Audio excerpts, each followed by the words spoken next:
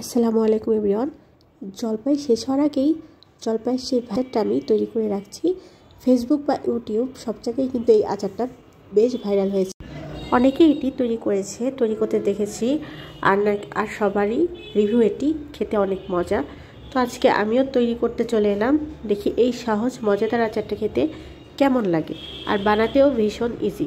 তো চলুন আমরা রেসিপিতে চলে যাই। এই আচারটা তৈরি করতে আমার ফার্স্টে আমি এখানে হাফ কেজি পরিমাণে জলপাই নিয়েছি, আর দুই পাশে খুব ভালো করে এভাবে কেটে নিয়েছি। দেখতে পাচ্ছেন কুচি করে জাস্ট এভাবে কেটে নিয়েছি। আমি কিন্তু সেদ্ধ করিনি, কাঁচাই জলপাইটা আছে। এবার এর মধ্যে হাফ কাপ পরিমাণে চিনি দিয়েছি আমি। জলপাই যতটুকু চিনিও ততটুকু, কেউ চাইলে কমিয়ে বা বাড়িয়ে নিতে পারেন। এবার দিচ্ছি ভিনেগার 2 টেবিল চামচ পরিমাণের।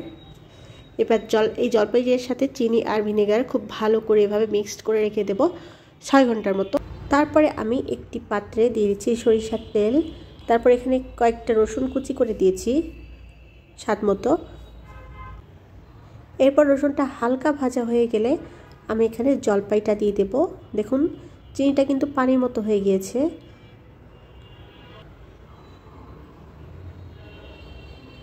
এবার খুব ভালো করে এটাকে একটুক্ষণ জাল দিয়ে নিব। আমি এখানে মরিচের গুঁড়া দিয়েছি 2 চা চামচ পরিমাণের, আর দিয়ে দেব হলুদের গুঁড়া 1 চা চামচ পরিমাণের, জিরা গুঁড়া দিয়ে দিচ্ছি 1 চা চামচ পরিমাণের, আদা বাটা দিয়ে দিচ্ছি 1 টেবিল চামচ পরিমাণের। এবার একটু নাড়াচাড়া করব। আর জলপাইয়ের পরিমাণ অনুপাতে কিন্তু এই ইনগ্রিডিয়েন্টসগুলোও কিন্তু বাড়বে বা কমবে। আমি এর মধ্যে লবণও দিয়ে নিয়েছি। এবার আমি আগে থেকে করে রাখা একটা মশলা দিয়ে দিচ্ছি। ব্লেন্ডার করা মশলাটা দিয়ে আবার ভালো করে নাড়াচাড়া করে নিব।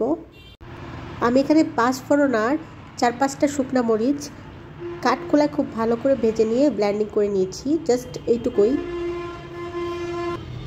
এই মশলাটা কিন্তু একটু শেষের দিকে দিতে হবে। এবার খুব ভালো করে মশলাটা মিক্সড করে নেব, আর খুব আস্তে হাতে করতে হবে, যেন এই পর্যায়ে কিন্তু জলপাইটা একটু নরম হয়ে গেছে, ভেঙে না যায়। এই জন্য আমি আর নাড়া না দিয়ে এভাবেই মিক্সড করে নিচ্ছি, কারণ জলপাইগুলো কিন্তু নরম হয়ে গিয়েছে। আচারটা কিন্তু হয়ে গেছে, আমি আর নাড়াচাড়া করছি না। খুব সহজেই কিন্তু দেখতে সুন্দর এই ভাইরাল আচারটা হয়ে গেল তৈরি। খেতে কিন্তু বেশ সুন্দর। তো জলপাই শেষ হওয়ার আগে এটি তৈরি করে রাখা খুব ভালো, কারণ এখানে কিন্তু ভিনেগার দেওয়াতে এটি অনেক দিন বাসায় থাকবে। খিচুড়ি কিংবা ডালের সঙ্গে খেতে এটি ভীষণ মজা। Thank you for watching. আল্লাহ হাফেজ।